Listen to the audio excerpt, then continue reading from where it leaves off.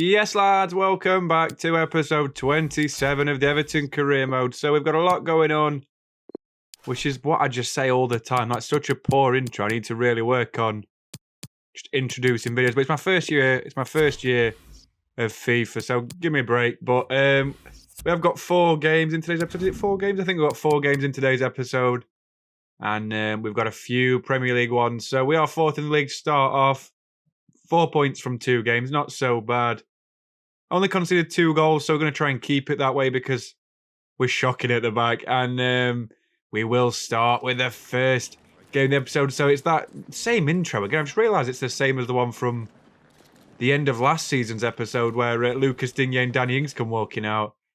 Former Everton man, obviously Lucas Digne. Former Liverpool man, Danny Ings.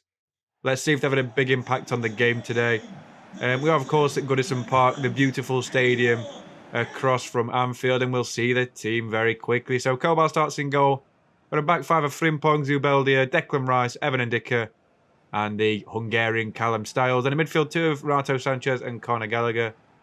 And then Richarlison's the captain, along with Moise Kean and Kotnik, our new young striker from Slovenia. So we'll start with the first half of the game straight from kickoff. Watkins plays the ball straight back towards Danny Ings. Danny Ings just tries to take the ball past Renato Sanchez, gets tackled immediately. We're looking for the through ball towards Moise Kean, who finds a little gap in the middle of the defence, and we're 1-0 up inside 2 minutes.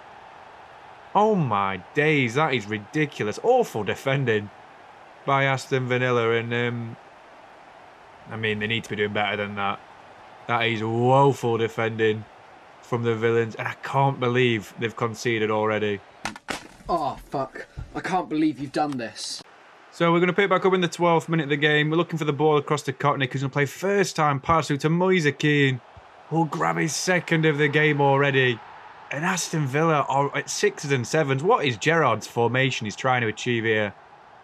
Awful defending by the Villains again.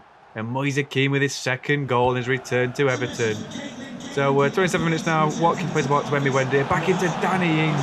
And Gregor Kobal makes a wonderful save with a strong left hand to tip it out wide for a corner to Villa.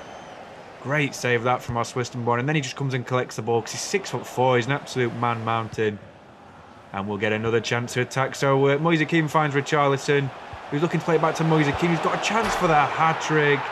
And 10 minutes before half-time, Moise Kean makes no mistakes, finishes the game off really.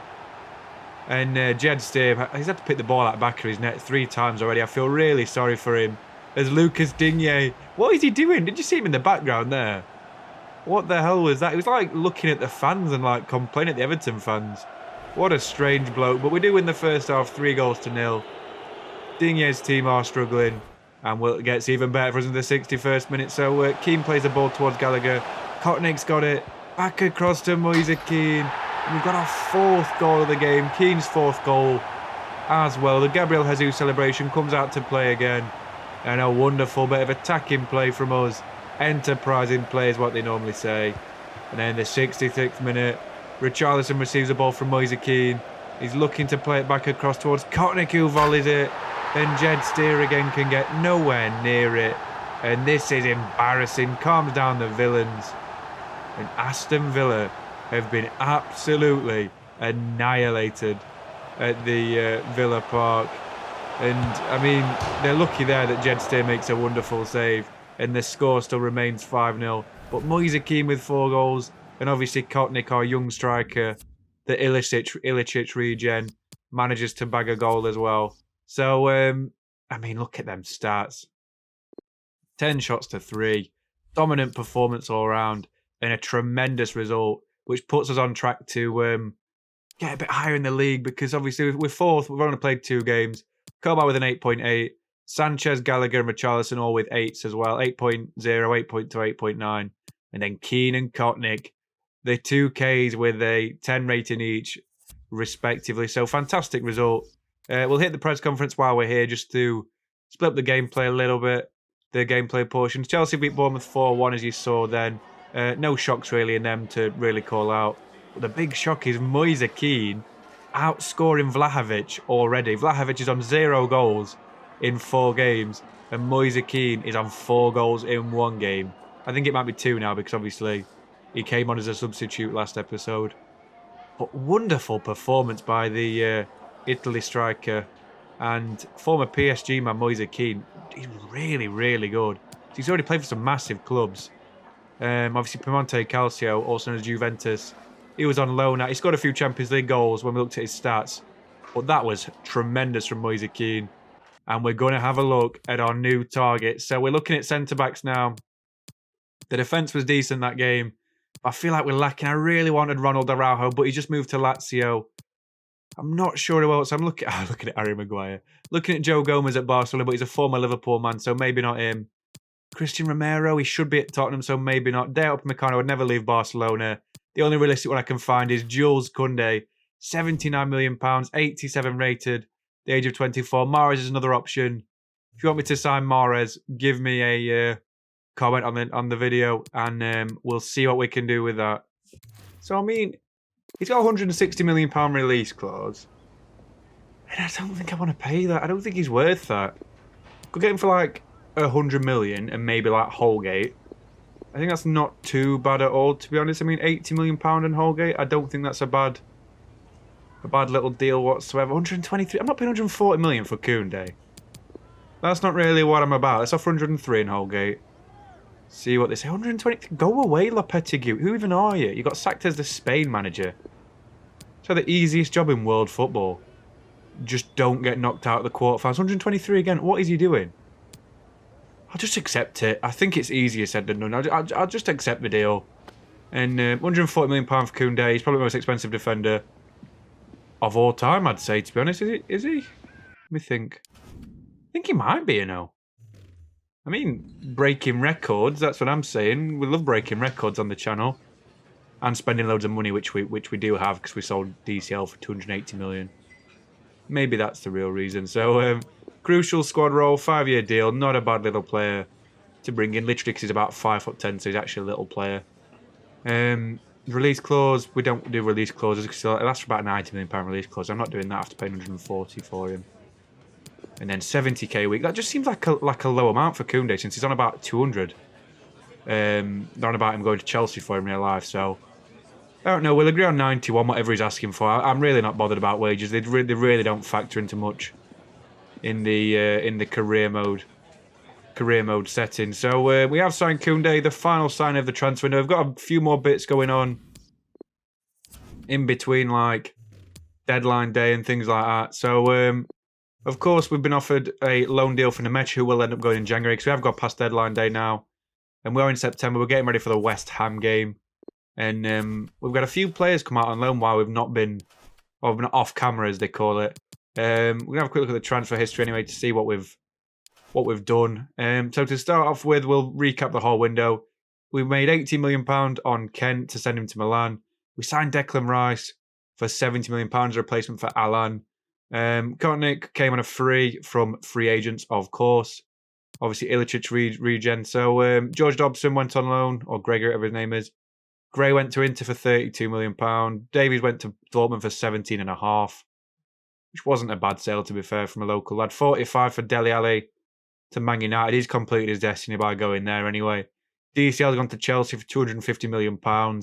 Obviously makes them stronger. We signed Vlahovic for £140 million as his replacement. So not too bad there. Nathan Patterson went on loan to Hoffenheim. John Joe Kenny, who played 4 games last season, went to Lyon for £7 million. Gibson went on loan. I don't even know who some of these players are, you know. I'm not going to lie to you. There's some of the good ball knowledge. I don't know who some of these people are. Koundé as well. Obviously, what a signing he's going to be. He should shore up the back four, like, massively. Andre Gomez, 12 million. I didn't want to sell him, but I had to. I just feel bad for him. Look how beautiful he is. He's got such a handsome face. That's weird. That's weird. Kind of weirding me out. I mean, that was a little bit of a suspect thing to say, I guess. But I mean, on other news, we have sold Nkunku to Hamburg. We've loaned out Harley Cooper and Diego Reina. And is it Luke or Liam Freeman? One of the two. I can't remember his name.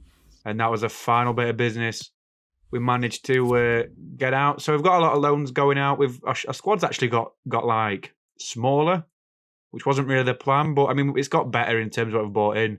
And then obviously the profits are really high, as always. So we'll go straight into the second game of the episode. We see Jules Koundé warming up before the game, and Decky Rice. Decky Rice is against his former team, West Ham United. And Jules Koundé making his debut in the blue of Everton. So we are at the London Stadium for this one. You can see pissing bubbles everywhere, and I just hate it so much. I really, really do. We see our team. We have Kobal in goal. We have a back five of Frimpong, Jules Koundé, Ben Godfrey, Evan Ndicka, and Vitaly Mykolenko. Midfield two of Renato Sanchez and Declan Rice. And a forward line of Moussa Diaby, Dusan Vlahovic, and captain Richarlison. So a very strong team we have out, as always. Obviously a back five, the now favoured formation. And we'll start the first half of the game. So 29 minutes in, Vlahovic is absolutely battered to the floor by Pedro Aquino, whoever that is. I've never even heard of him. The captain of West Ham, apparently. Maybe Mark Noble's regen, I don't know. Mykolenko's looking for the ball in towards Vlahovic, who's beating his man. It's a really, really poor header by the Serbian international. And that was the only highlight of a boring, frustrating first half in London. So just after the restart, Aquino gets a shot away for West Ham, and it comes back to the West Ham striker, and Kobal makes a wonderful save to deny West Ham as David Moyes is talking on the sideline. I don't know what that's about, but great save by Kobal. Then the 60th minute, Renato Sanchez picks up a loose pass. Vlahovic is looking for the pass towards Gallagher, who plays the first time one towards Richarlison. And Fabianski makes a tremendous stop as Cardoso tries to clear it out. Perez plays it now, whips it in the air towards Renato Sanchez. Aquino wins ahead, and now West Ham can break. But Frimpong intercepts it. We're looking for the pass inside towards Renato. Back to Gallagher. First time shot. Oh my God. What the hell is that goal? That is ridiculous, Mr. Gallagher. What is he doing? That's illegal, that. You can't be doing that, mate. It was pretty illegal. I mean, it's just a great finish by an exceptional player. He's been a wonderful sign since we've bought him in. But look at, he's copying Renato down to a T. Wonderful goal.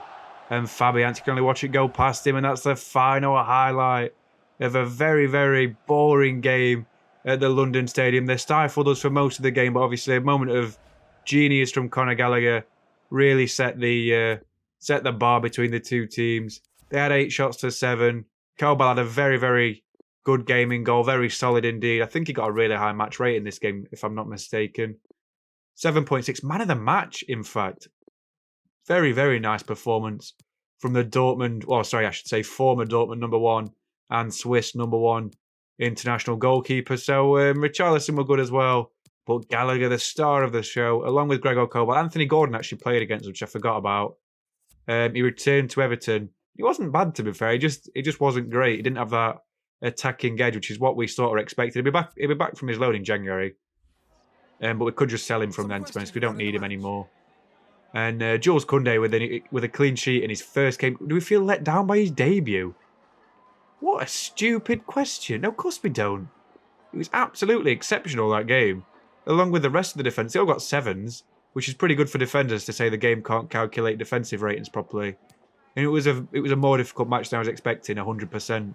They literally parked the bus and hit us on the break with Antonio and the pace of Gordon. But we did indeed win the game. Fantastic result from us.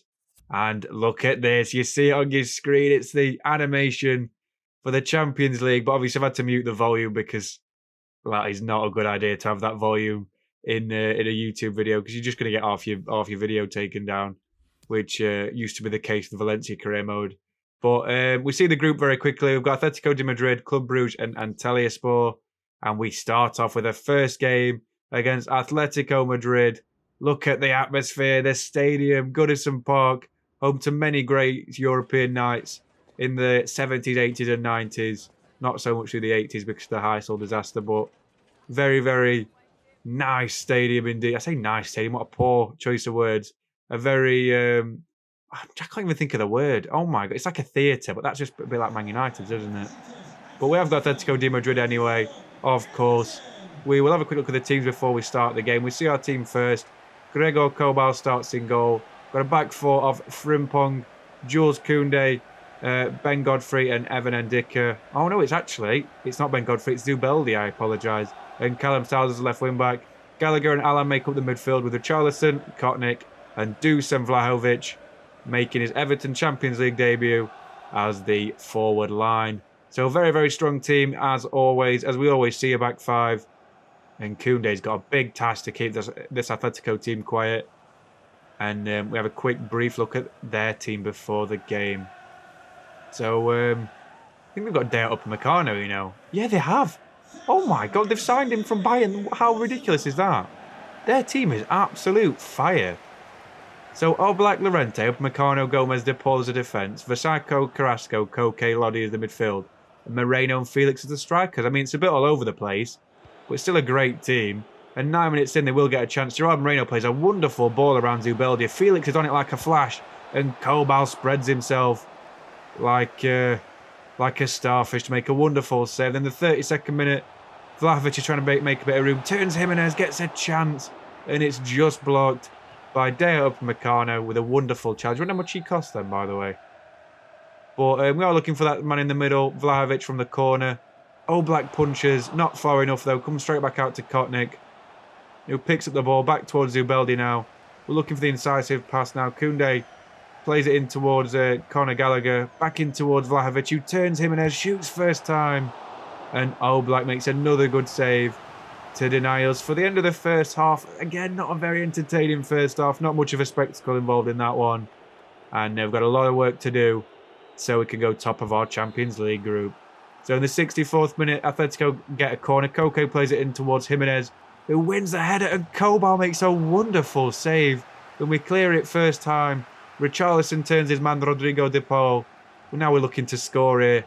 For some reason, Atletico don't come across whatsoever. De Paul is outpaced and outstrengthed by Richarlison. He fires across Oblak and puts us 1-0 to the good. What a save and counter-attack that was. The save from Kobal was absolutely exceptional. And the finish and run from Richarlison, the captain on the night, was just as good. He's the vice-captain now, as Coleman's playing days. He's basically part of the coaching staff, Coleman. But Richarlison with a wonderful finish to put us ahead. And Atletico have got a lot of work to do now. A noisy crowd at Goodison Park. 69th minute. Hey, is what they'd say if I was a child. But they've got a lot of work to do now. Now we can sort of sit on the 1-0 lead and try and edge out a victory against a strong Atletico side. But straight from kick-off to give away the ball, Diaby picks it up straight in towards Alan. We're looking for the forward run of Moise Kean. Got the wrong side of Upamecano. Across Oblak again. Surely not. 2-0 inside 4 minutes. Oh my days, Atletico are all over the place. As I said earlier with Villa, at 6s and 7s. And this is really poor from a Park Bus Atletico team to concede 2 goals in 4 minutes of the game. That's like 30 seconds. Absolutely ridiculous. And we do indeed win the game 2-0. Richarlison and Moise Kean popping off, as well as Gregor Kobal, who was wonderful in goal yet again, made a couple of crucial saves. It reminds me of Alisson with his stock and his saving style in game. He's absolutely tremendous. 8 shots to 4. We got out-passed off the pot, but who cares about that? Tackle-wise, yeah, we got out-tackled, but we absolutely deserve that game. Difficult game. We will just ignore the player ratings, I think, and skip towards the end of the game now. Gregor Kobal, fantastic again. Club Brugge beat Antalyaspor. They're actually top of the group, I believe. They're on a +3 goal difference. And as you can see, we're top of the Premier League as well, along with Liverpool and Chelsea. The top 3 has stayed the same from last year. And obviously we want it to stay like that for the end of the season because we want to win the league again. But as I said at the start of the episode, I only wanted to concede 2 goals or keep it at 2 goals before the start of the episode. And we have done that indeed while scoring another 6 goals. Really, really good performances from the entire team there. We'll have a quick look at the United bottom of the league as well, the bottom of the table. I didn't realise Millwall had gone up as well. And Chris Wood's the top scorer. That can't be right. That really can't be right. Moise Kean has got 4 in 3 and Richarlison's got 2. Vlahovic hasn't scored yet, but he is in the 2 clean sheet spectrum not clean sheets, 2 assist spectrum. And Kobal's got 3 clean sheets in 4 games already. 3 times as many as Lloris and Kula and Leno for the 3 clubs lower than us in the league. So really, really good. We'll have a quick look at the Champions League groups while we're here, just to clarify everyone's got in their group. Group A is PAOK, Sporting Lisbon, Atalanta and Real Madrid, all sharing on 1 point apiece. It's quite a tight group, that, to be fair. Looks like a difficult group to get out of, especially Bergamo Calcio. Very good team. Liverpool's group, Liverpool, Sparta Prague, Athletic Club and Leipzig, but Liverpool beat Leipzig 3-0 the first time they played. Group C, CSKA, PSG, Wolfsburg and Roma. Very difficult group. Again, that's like a group of death, that. Along with Group B. Two difficult groups there already. PSG should win that. Group D, Spartak, Lazio, Chelsea and Shakhtar. Again, a hard group. I mean, there's not as many teams in the Champions League. Or the ones who are on FIFA in real life don't really match up the same. So, yeah, really difficult group again. Galatasaray, Man City, Stade Rennais and Sevilla, also a difficult group. Our group's probably the easiest one. Only really got Atletico and Club Brugge, but Club Brugge aren't much to be worried about. And Antalya Espoir, the whipping boys. And then Group G, the next group we're going to have a look at is Ajax, Bayern Munich and Barcelona and Dynamo Zagreb. Now, that is a hard group. Very, very difficult group. Ajax top it at the moment as they played Zagreb first. And Group H, Mönchengladbach, Olympique Lyonnais, Piemonte Calcio and Lokomotiv Moscow. So really difficult. 8 difficult groups there, I'd say. There's at least 3 teams in every group who have the chance to go through. So, I mean, quick look at the end of the episode now. We're going to have a look into the next one. We've got a home game against Leeds at Goodison. We've got an away game at Walsall in the Cup. An away game at St James's Park. Another away game in Turkey against Antalyaspor. And a home game to finish off the episode against Tottenham Hotspur, because we'll be simming the Walsall game. Because I'm not playing in the second round of the Carabao Cup because I find it really frustrating. Well, that's what we've got for you today. I really appreciate you watching. Please like and subscribe. And I'll catch you in the next episode of the Everton Career Mode. Thank you very much, guys. Cheers.